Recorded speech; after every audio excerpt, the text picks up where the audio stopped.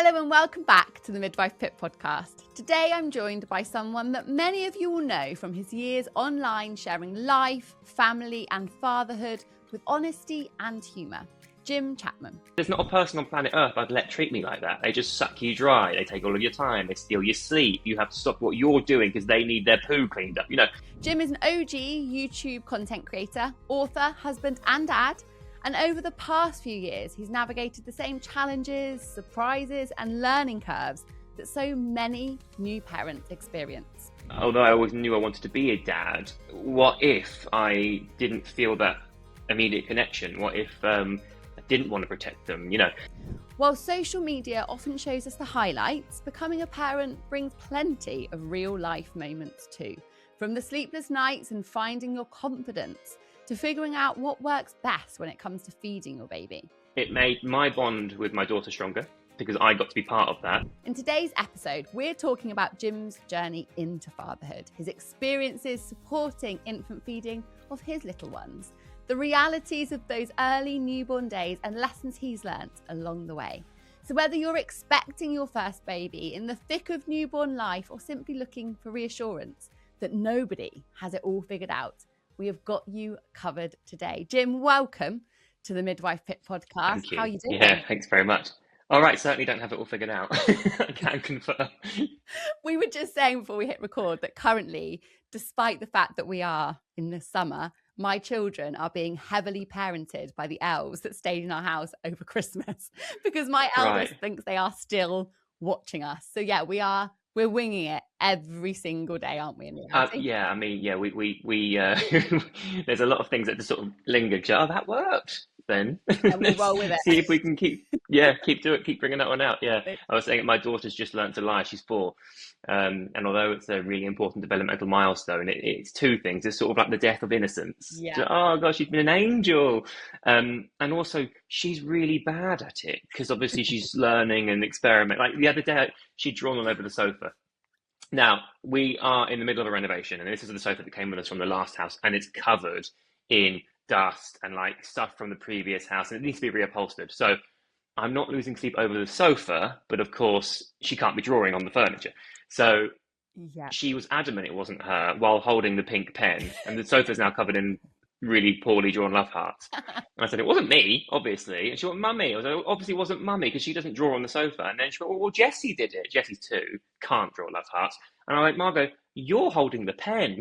Yeah. If you're going to lie, obviously, do it better. Come on. I know. I mean, you've got to give her credit, but at the same time, it's a tricky sort of parenting conundrum. It changes as they get older because I don't want to humiliate her. I don't want her to feel shame because it's an important part of growing up, learning it's a thing called theory of mind, right? Which is basically knowing that my mind is different to hers, and so she has access to knowledge that I don't, and you know, I don't want her to feel embarrassed or silly. So it's hard to sort of discipline without, and also it's really funny.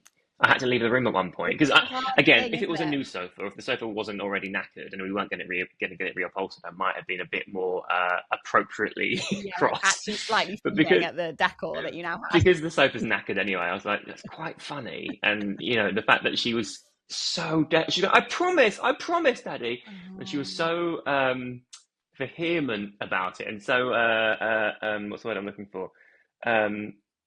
So adamant that it wasn't her.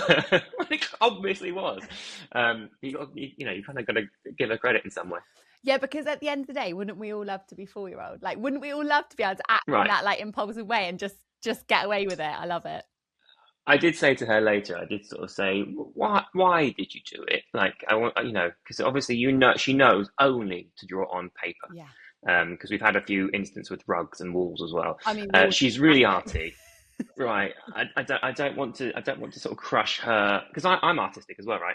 And the last thing I want to do is to sort of crush that artistic flair that she has because she just sits and draws or plays Play-Doh and makes like figures, and it's wonderful. And the last thing I want to do is sort of squash that. But equally, she can't be drawing on the house. So I sort of said, why? And she was like, I just wanted to. And like the way she sort of said it was so innocent and so sweet. And I mean, paper is better. Yeah.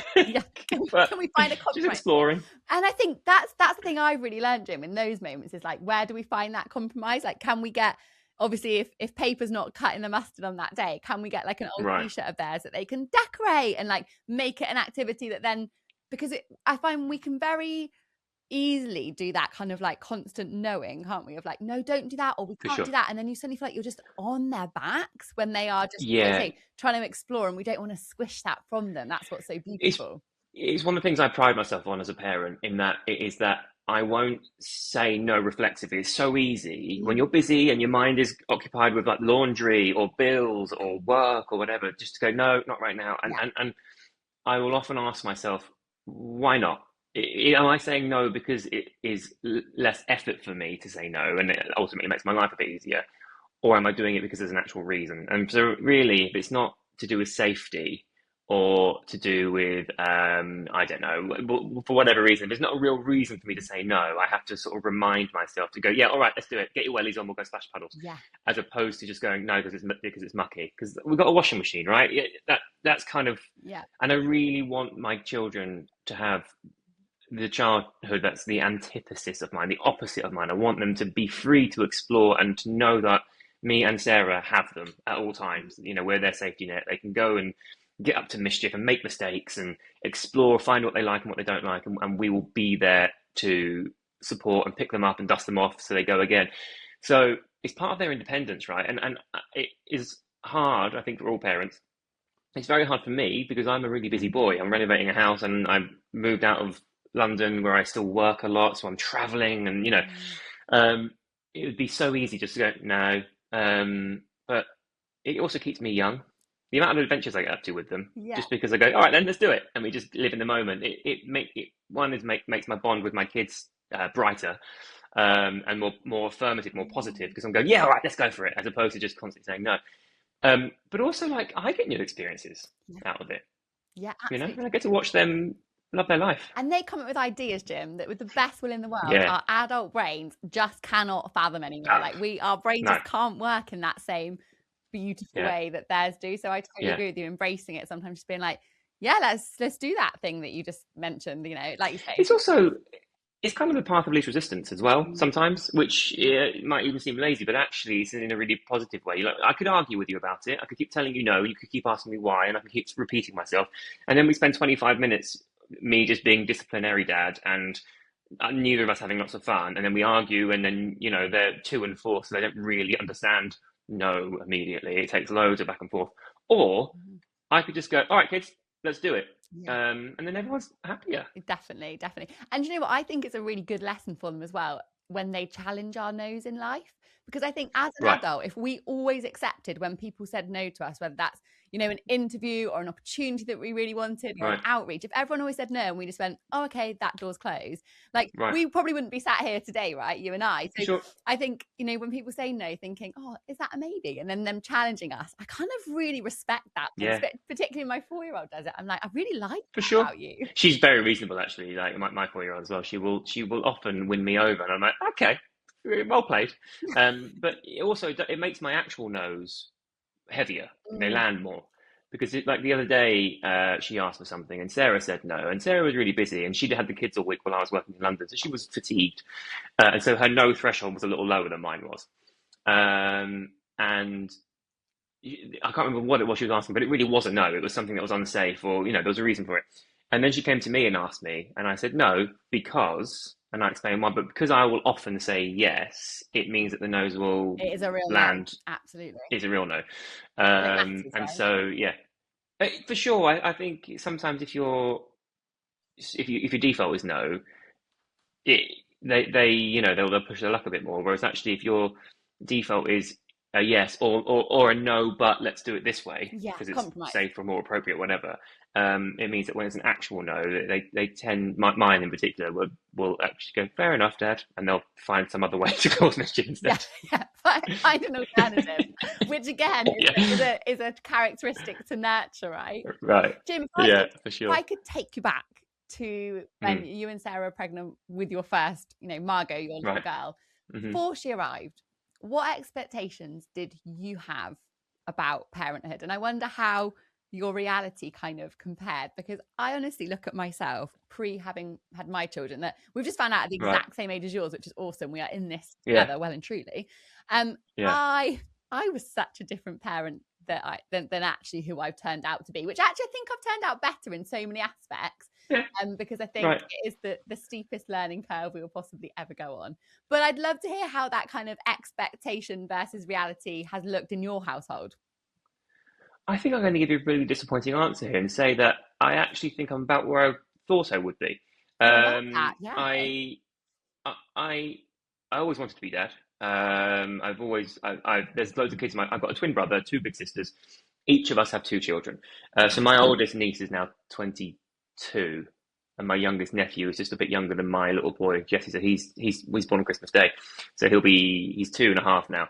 And so we've got this big sort of gap. And I remember when my older sister, had her first, I did so much babysitting. I'd have them in bed with me at night time when she was away working or something, because I just loved it. And so I had experience with children. Of course, I don't have experience with my children 24/7. It was kind of, I can give them back. But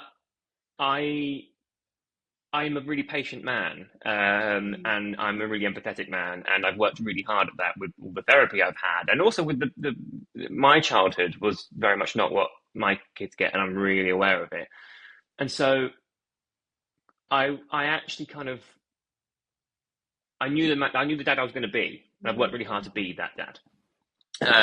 And I kind of feel like I'm where I want to be, if that makes sense. I know a lot of parents will have this huge learning. Don't get me wrong, I've learned on the job, but I think as a caregiver, my general ethos and my morals and my general approach is much the same as before we had the kids, kind of who I thought I was going to be. It sounds like you did a lot of that learning curve through your therapy and through kind of shaping almost that figure that you wanted to be before it happened. It sounds like you kind of did that journey really before you got there. Yeah, I mean, I feel like I'm almost righting a lot of wrongs, and not intentionally. I haven't had my kids in order to reset the story of my childhood or anything like that. But I think I've learned so many lessons of what not to do. I think I know what bad is, and therefore, I think I kind of went in with an understanding, I think. And also my degree is psychology, right? And I learned a lot of developmental psychology. So there are some things that will irk most parents. Like if I meet other parents at the school gates or whatever, oh, they're doing this. Or Margot lying, for example. They're like, oh, what's happened to my child? But in a way, for me, I'm like, oh, well, that's actually a really key moment. And if you think about it that way, it's almost like you feel sympathy's the wrong word, but you go, oh, bless you, you're just sort of small and stupid, aren't you? You don't really know yet. And in a way, you kind of have this sort of affection for it. And you go, you know what? Wonderful that you're getting there. I'm really impressed with where you are in your your journey, and your brain's developing nicely, and it's really good to see. And this is where you're supposed to be, and like that's a really positive thing. And it makes actually then the difficult behavior for me easier to deal with, because I go, your brain's just small. There's a lot that hasn't happened yet, which will come, and that's where mine and Sarah's job comes in, to help them to that brain to make the right connections on their journey. So I think that's really helped me too, because it makes me more patient, I think that's so interesting, Jim, because I think what you've described there, from your childhood, from the learning you've done, from your degree, is probably the learning curve that I felt I faced when I had children, was around that. Like, we are generationally doing things really differently, which is amazing, isn't it? But I think without that understanding, actually, it feels almost a massive pressure. Like, if your child is doing that lie or acting in that certain way, and you don't have that understanding, it can feel really triggering. And certainly at the beginning, you'll be like, gosh, I'm doing something really wrong because he's behaving in this way.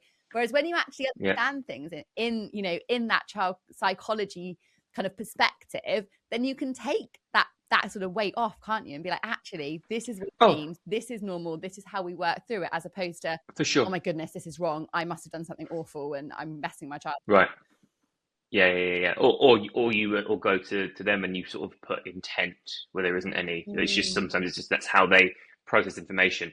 But they can be assholes to you, and you go, "Why are you so mean?" But actually, they're not. They just don't actually have the capacity yet to process everything and then think it through and act in a certain way. And so it Mm. feels like they're intentionally being cruel, difficult, mean, whatever, or crazy.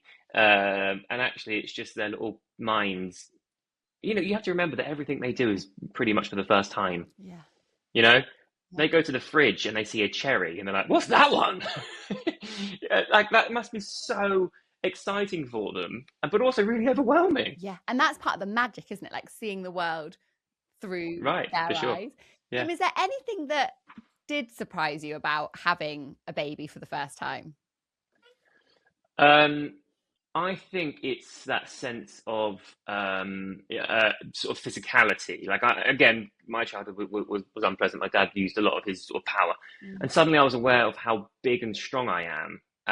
Do you know what I mean? And like Mm. I'm so very gentle because I was like, Mm. I don't want to like squash you or hurt you. And then when they're first born in particular, they're tiny and frail, and you're just like you're changing their nappy with your fingertips and everything. And I think for me, it was that sense of having this little tiny person in your family who is so incredibly um, delicate, Mm. and your job is to keep them safe and secure. Uh, and suddenly you're aware of just sort of how the the power you have as a man, as a physical being, and like how gentle you need to be, but also like how you will go and run in the road for them if you need to without Mm. second thoughts. You know what I mean? And I think for me it was that um, sort of realization, but also how like easy they are to love. Like I didn't know whether there was going to be, and not all parents are the same, and this is no judgment because I know there'll be people who listen to this who haven't made that connection or who struggle to, and there's absolutely no judgment. But for me, especially with the dad I had, I was, although I always knew I wanted to be a dad, what if I didn't feel that immediate connection? What if I didn't want to protect them? But for me, that bit has just been so easy. Just adore them. I love that. And I always felt like that, like responsibility of I didn't realize how much I could love. Like, and then Right. this little person comes and it's that like that Yeah. can be that such an overwhelming feeling, can't Even to this day, other parents go, "It gets better." I'm like, "It can't," but it does. it? Doesn't it? Like, and also, like you think about a newborn, and when you have your second, the context of having, so there's only 2 years, there's 22 months between mine. So Mm. when Jessie came, Margot was already this wicked toddler, full Yeah. of like charisma and personality and like gumption. Yeah. And then you have a baby, and they don't do anything. The first time round, you're like, "Oh my god, baby!" And they're just gorgeous and squishy, and like, and they coo, but actually, so boring because they just sleep, Yeah. right? And until they start giving you smiles, which happens at about 6 months or so, Mm. there's not a person on planet Earth I'd let treat me like that. They just suck you dry. They take all of your time. They steal your sleep. You have to Yeah. stop what you're doing because they need their poo cleaned up. I can't think of a person other than my children that I would let. And there's no thank you. There's no No, please. there's not There's even, just there's not even cry at smile, you. just more poo. They're horrible, right? But I think you kind of love them because your body goes, "You've got to love this thing. You've got to keep it alive." But actually, as they then start growing and they get this wicked personality and they start like smiling at you, you then almost choose to.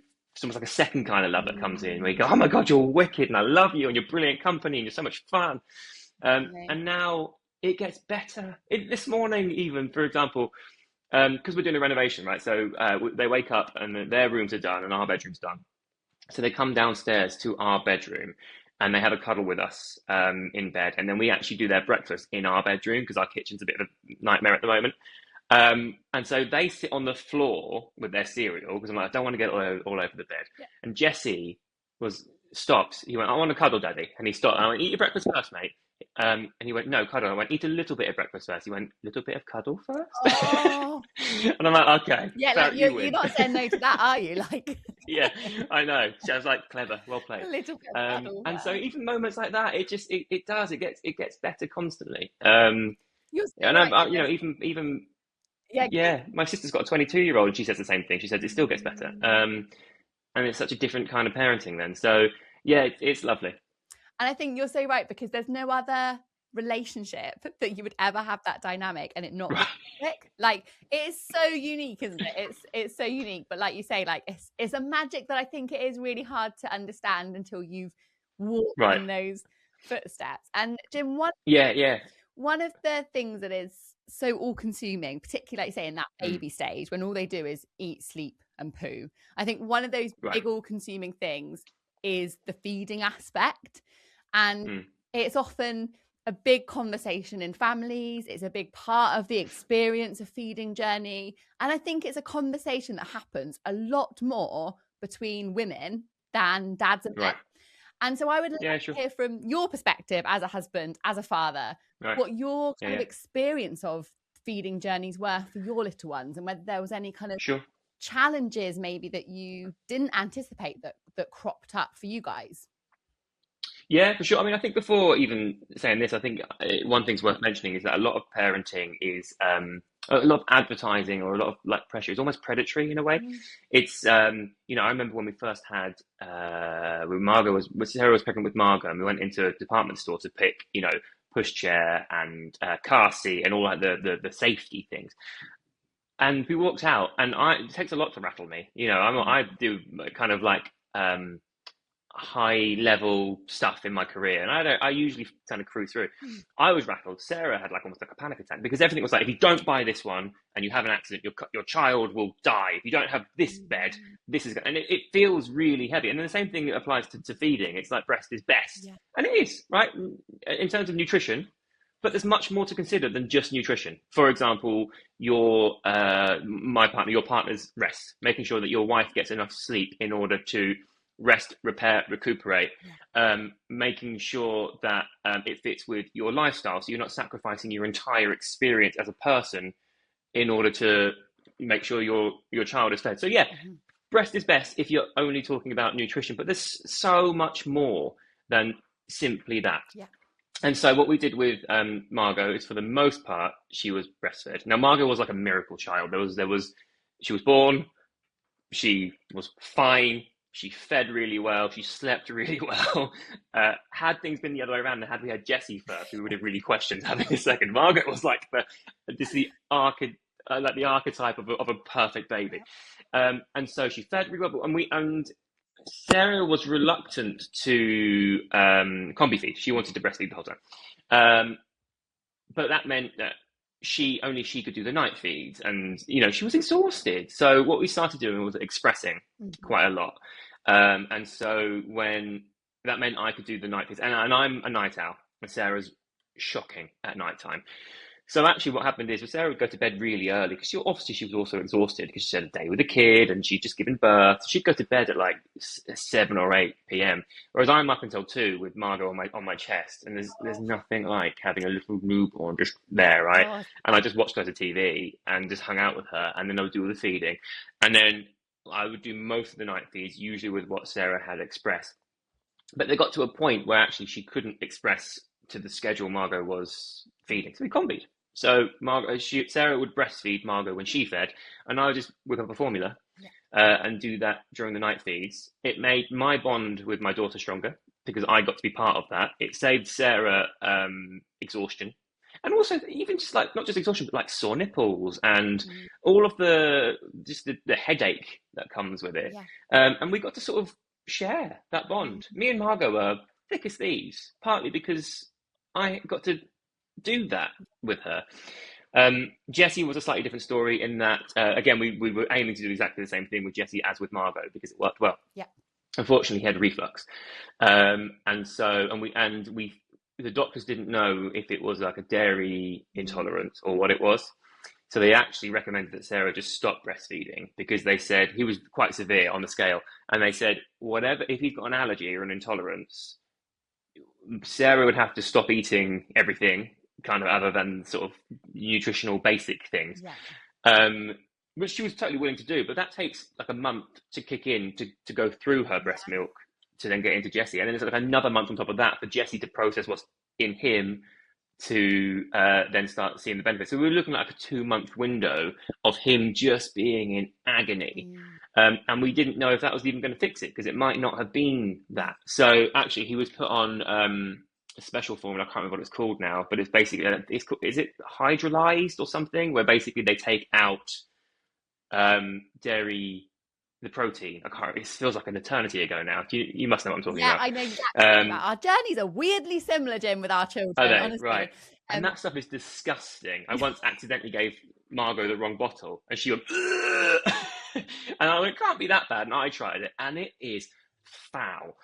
But Jesse needed that in order to sort of process. Yeah. We then put him on probiotics to see if that would make any difference, and it made a huge difference. And now he's like drinks milk all the time, and but it was a really different experience. And the poor boy was so sick for a while that it really affected the entire family dynamic. I also at that point had glandular fever, which was rough, and I had to have my tonsils out shortly after that. Everyone was exhausted because Jesse never slept, so he kept the whole family awake. Poor boy wasn't putting any weight on. It was just you go from having this miracle child, Margot, just sort of did everything by the book, and then you have this one sort of issue. And the thing is, if a child can't eat, they can't sleep because they don't feel satisfied and their tummy hurts.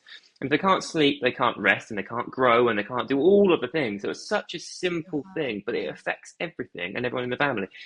And we acted fairly quickly. He was put on that horrible formula, and then we started the probiotics. And actually, then we started to reintroduce slowly to see how it was working. And now he's a little chunk now. He's the biggest kid in his nursery. I love it. And I think just listening to your story, Jim, like you say, 2 different children, same circumstance otherwise, same parents, small age gap, and actually different feeding journeys. And I think this is such an important conversation, because as soon as we talk about any form of feeding, whether it's breast, whether it's formula, whether it's combi, there is automatically judgment from whatever side. Like, you literally cannot make everyone happy when you 100%. We had so much judgment, and the thing about doing what I do for a living is that I'm kind of immune to it. I put myself on the internet, right? So I get people comment all the time, and so as a result, I don't care. I will always do what I think and feel is right. And often it will be backed up by some sort of science as well. I'm not going to just decide that I'm right. You know what I mean? But at which point, if people have opinions, cool. It bounces off. Sarah's slightly more sensitive to it because she's newer to this industry than me. And actually, we decided not to talk about it loads. We shared a few of our stories, but we were so in the thick of it. And also, like, when your kid's not, like I said, it affects the whole dynamic of your family. We start snapping at each other more because we're both tired. Poor old Margot gets a bit left out because we're all hands on deck with Jesse. This baby was meant to be a nice thing, and all it does is scream. For sure. Yeah, exactly that. So it totally affected everything. So as a result, we were too busy to think about sort of the story to share on social. But actually, there's a lot of good lessons to learn from it. So since then, I shared more because it's an important thing for other parents to be able to see the realities. Because I think online you get, or just advertising, you get all the good stuff. And I think it's important to share the real ups and downs, I think. Definitely. And the fact that every baby, every family is different. Like, I'm a big believer in there's no one size fits all to any of this. And I'll often say to families when I'm supporting them with whether it's birth, whether it's feeding, whatever it might be, what would you do if nobody else ever knew? Because it is so noisy out there, isn't there? Like, there's so much opinion. And actually what's right for you and your baby. And I also love the topic of combination feeding, Jim, because that's what worked so well for your family, is the idea that it doesn't have to be all or nothing. I think often, particularly with breastfeeding, we think, right, we have to breastfeed and that's it. And if we do anything else, then we've sabotaged the whole thing and it's, it's not going to work. And it has to be either breast or bottle or breast or formula. And actually there's this whole area in between, isn't there, that allows babies to still get that nutritional benefit while families thrive. Totally. I think with most things, it's moderation, right? If you can breastfeed, amazing. And there are so many families who can't for so many reasons, right? And there's absolutely no judgment there. If you can breastfeed, brilliant. But you don't have to exclusively breastfeed at the expense of yourself, your rest, your health, your peace of mind, even. You know what I mean? You don't have to suffer for it, because actually you can throw in some formula too, and get the best of both. They get all the nutritional benefits. They also get time with dad if he's doing the bottle. They get a full tummy. They get rest. It's just a happier environment. I think so often parents pressure themselves and they feel guilt. And don't get me wrong, I feel dad guilt all the time. For me now, it's about leaving because I work in London 2 or 3 days a week, and so particularly my little boy, who's 2, will go, Daddy working, I don't know when he's back. And it breaks my heart. But that's how our family operates. That's how we pay the bills. Yeah. And so I have to do it. And I get real dad guilt about it. But things I don't get dad guilt about, I think, are a lot of things that other parents would. For example, if they're playing independently, it took me a long time with Sarah because she's like, I need to be with them. I'm like, no, actually, this is really good for them. Yeah. Sometimes boredom is good for them too. I'm like, if you're bored, great. What are you going to do? Yeah. Use that imagination. Like, do something. Yeah, great. I'll do it with you, but you've got to tell me what it is. And I think that I'm quite good, or I won't fight every battle for them. If they're having an argument together, I'll be there. Don't get me wrong, to make sure no one's getting hurt. But I won't. Yeah. But I will often. They'll come to me and I'll go, no. Don't just tell tales at me. Work it out. I'm here, but I need you to talk to each other nicely, fairly, and figure it out. And actually, it doesn't always work. Don't get me wrong. Sometimes I have to pull them apart because they're 2 and 4. Yeah. Setting those foundations, isn't it, and those expectations. For sure. Right, yeah. I think that's really important. I like to think I am, let me get this right, authoritarian? No, that's the wrong one. Authoritative? Not that one. Can't remember. I'm the good one, I think. I like to think. I'm the one. So basically, there's a rule where you're like, it's my way or the highway, and it's unpredictable, and it's there's no love there. It's just instruction. Yeah. Whereas I like to think I encourage. I'm the boss, and Sarah, we're the boss. Like, we're in charge. They have to listen to us, but also they're allowed to push back within reason. They're allowed to tell me they feel like I'm not being fair, or and I want them to figure stuff out. I don't always want to just tell them things because I'm not going to be here forever. And I think those beautiful moments are then when you witness them displaying that. Like my eldest always likes to go and wake our youngest up. Obviously he's already awake before I let him. Yeah, we do that. Yeah, we have that. He likes to go in and climb in his cot, and this morning they were playing dent, and then I heard our eldest go, no, Alfie, we don't use our teeth for biting, brother, do we? We use them for eating our food. And I heard him like in the exact same way that I would have, and it was so lovely. And then I heard his brother go, sorry, Finley. And I was like, you just out so nicely together without someone going, he's bit me, and him hitting him back, and then it's all exploded. I was like, little mum moment of we must be doing something. Yeah. I mean, yeah, and it's little because that won't happen every time, right? I'm sure they'll bite each other. Yeah, and we have the same thing. Yeah, quite often we'll have one of them come downstairs crying, something's happened. But actually, if you listen, quite a lot of the time, they will work their own issues out together, and they are best friends because they're also fight. Of course they will, but they adore each other, and it's so nice to see and be part of. Yeah, absolutely. And I think they're best friends. They're really important, and so are we, aren't we? As parents. And I think through becoming parents, our relationships with each other naturally shift and change because our priorities shift and change.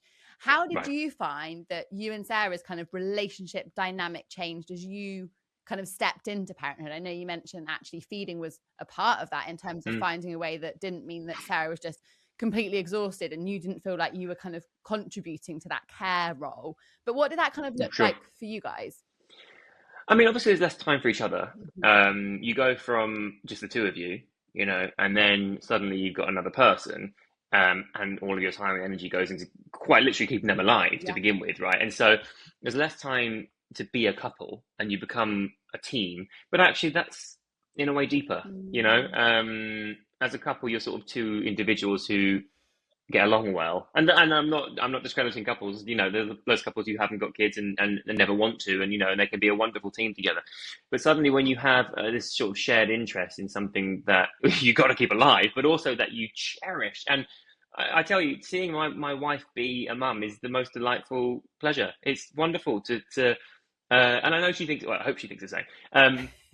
It's gorgeous to see, and how can you not love your partner when you see the love she gives to the people that you love most? Yeah. Right? I adore my wife. Don't get me wrong. I love my children more. Yeah. I'm supposed to. Right? In a heartbeat, 100%.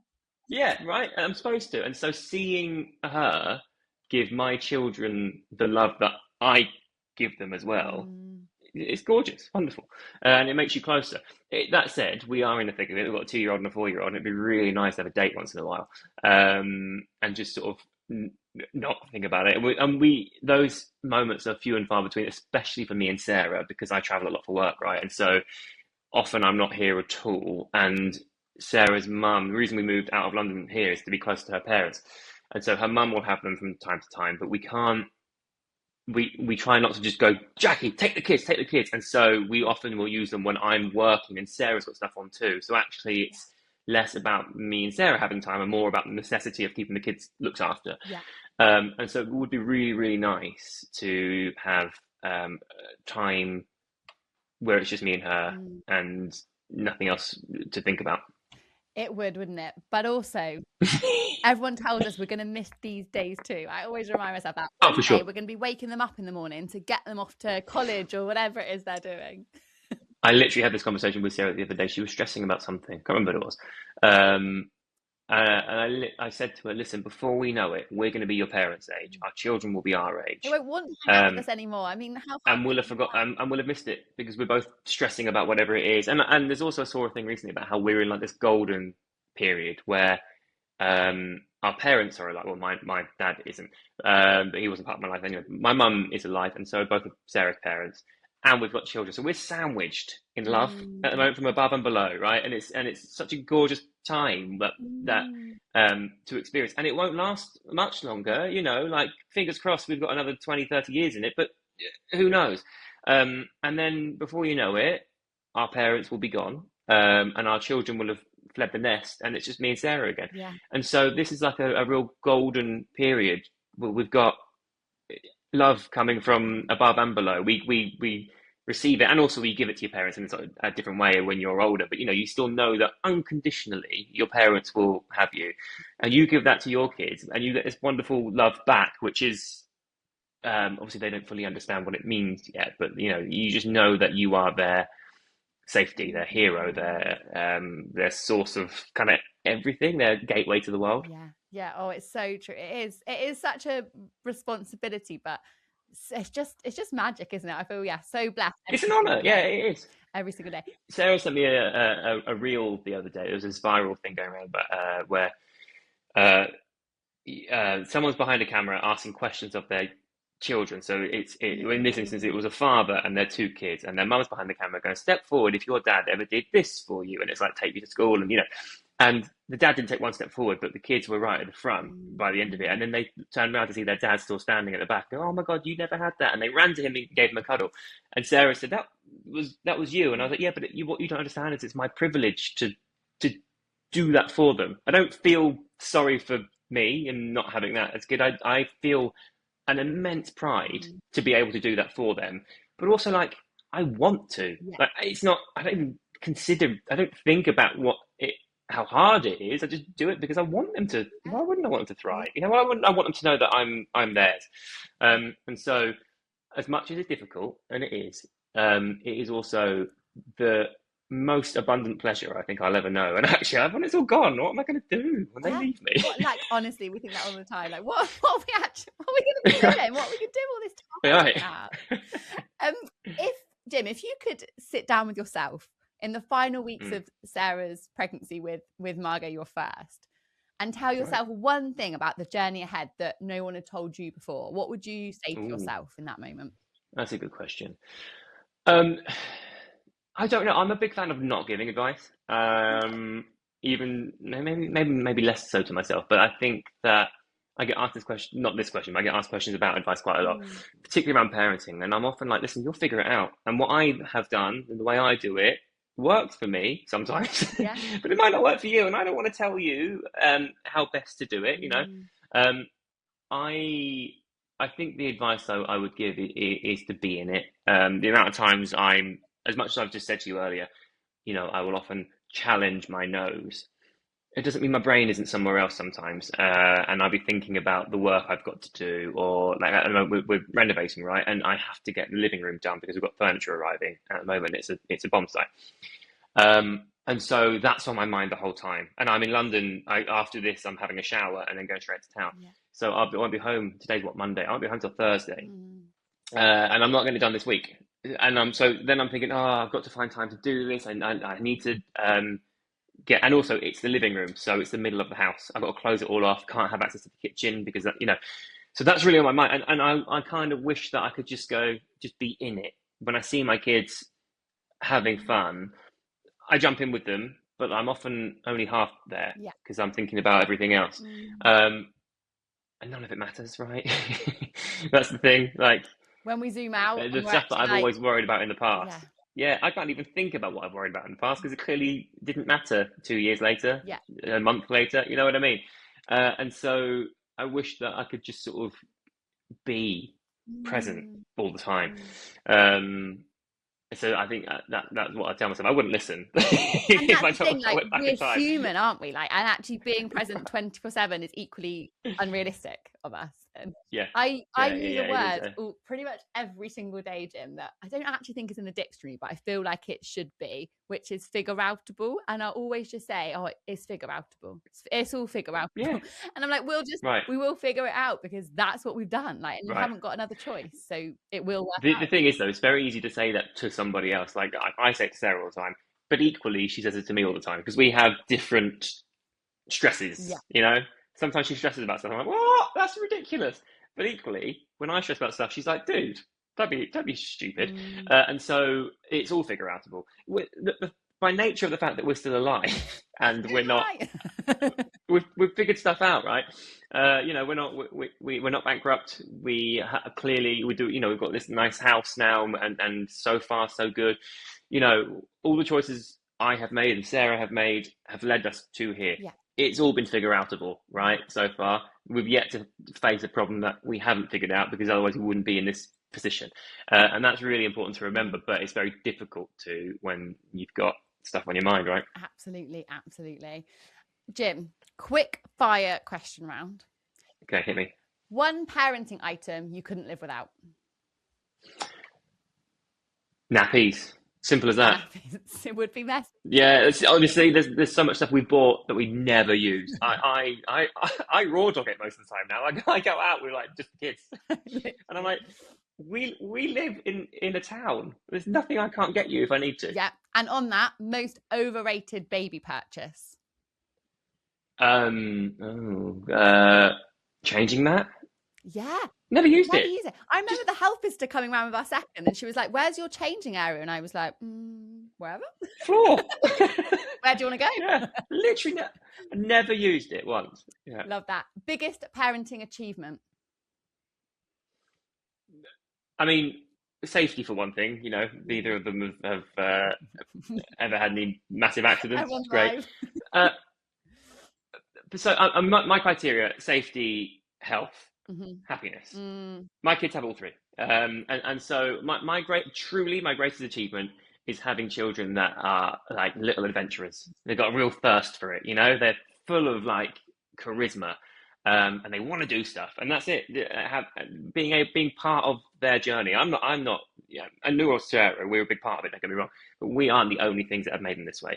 And I don't want to do them a disservice because they do a lot of the work for that, right? But being part of their journey is the best bit. And absolutely, but give yourself credit for creating that environment that allows them to feel safe to explore and express themselves, because that's a powerful shift that we're creating in this generation. Yeah, that's true. Yeah.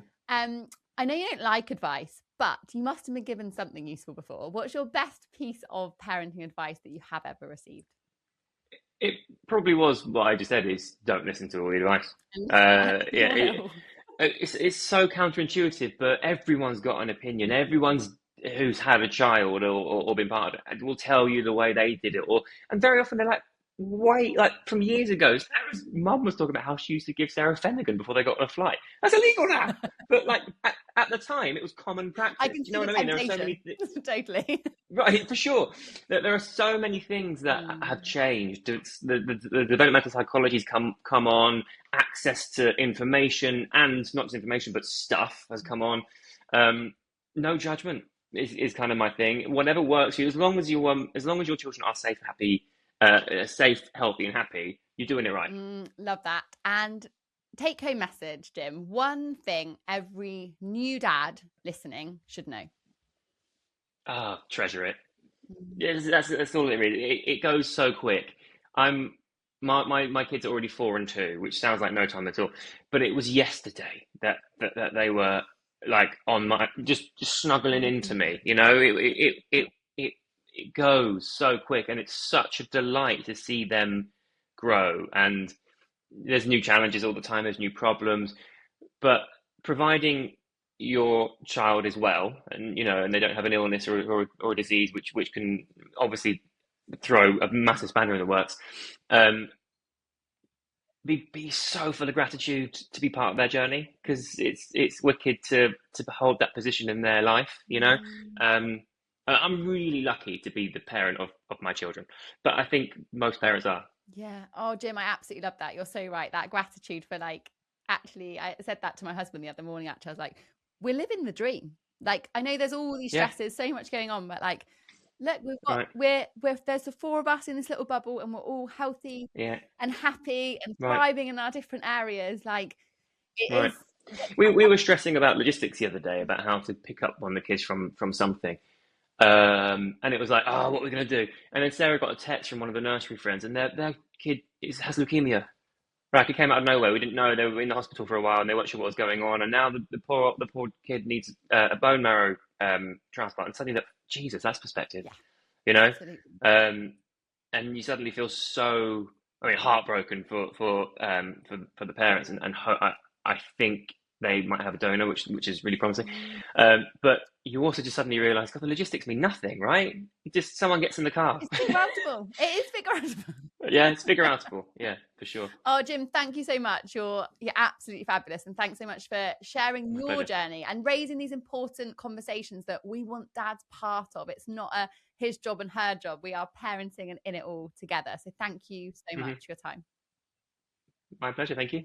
One of the key themes that Jim and I have spoken about on today's podcast is that of combination feeding. And I think it's really important to just understand what that actually means as a new or expectant parent. Because, like we alluded to, there is this idea that feeding needs to be all or nothing, one thing or the other. It must be breast or bottle. But actually, there is this area in between that lots of parents choose to explore and deserve to know is actually an option available to them. Now, combination feeding simply means feeding your baby via a combination of directly from the breast and then from a bottle. And the milk in that bottle may be expressed breast milk, or it could be infant formula milk. Now, combination feeding can be a great option for lots of families for a huge variety of reasons, whether that is lifestyle and work, whether that is mental well-being, whether it's just figuring out a dynamic that works for you as a family so that everyone feels they create some kind of balance in this new season of your life.